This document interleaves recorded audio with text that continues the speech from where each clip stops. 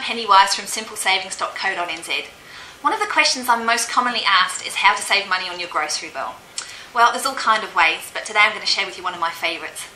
Over the past few years, I've learned how to consistently slash my grocery bill by more than half, and I'm happy to share the secret. Well, first I discovered the lovely Sophie Gray.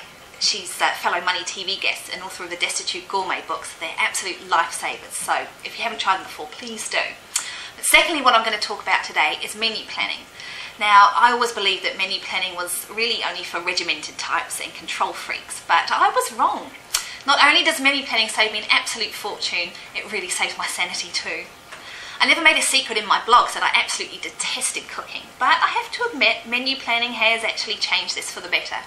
It has transformed my kitchen into an organised place where all kinds of delicious aromas waft about and mouth-watering things arrive miraculously with minimum stress and not too much fuss at all. Even better, they arrive on the table with little or no impact to my bank balance. I can't believe how much I've saved on our food bill by doing this, and our family is eating better than we ever have for a very long time. It's amazing really, all it takes is a piece of paper stuck to my fridge. But what puts many people off giving menu planning a go is that they don't know where to start. There are heaps and heaps of great menu plans available, often on the internet, but some of them will cost you half of your weekly food bill for the privilege of downloading them. So I don't recommend those, but fortunately you can get the exact same one that I use, free from Simple Savings. Getting started is easy as 1, 2, 3. Step 1, choose your recipes.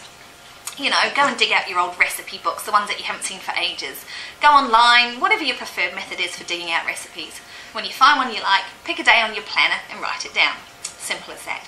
I usually find that just going through my recipe book automatically gives me a balanced menu for the week by the time you've gone through me. I don't worry too much about planning for breakfasts and lunches because we're only really together for our evening meal. But you do see on my menu planner that there is another column down the bottom for baking. That's to remind me to actually do some. But it's a very good idea because, I choose one biscuit recipe and one muffin recipe and just whip them both up each week, and that gives us a week's worth of afternoon teas and lunches, no problem.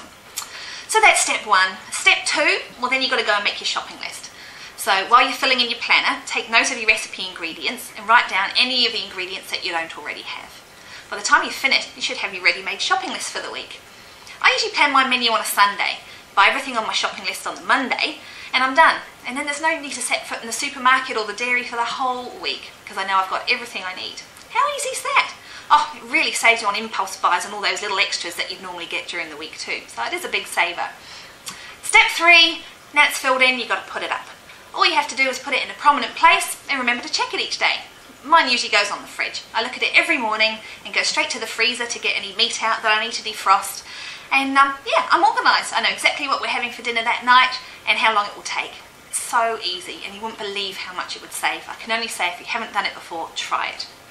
So we eat consistently on time. I'm not flapping around the kitchen anymore or standing there at 6 o'clock saying, what's for dinner?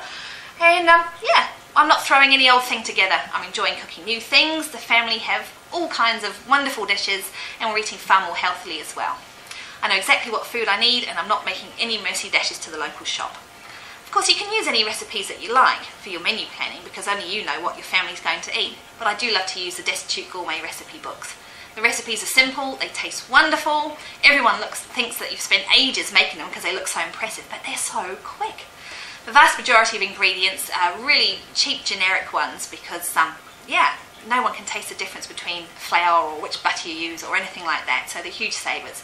And best of all, I found that Sophie's recipes always turn out perfectly. Haven't had a disaster yet. Now that's impressive. But one thing's for sure, thanks to Sophie and thanks to menu planning, I will never go back to the way I was before.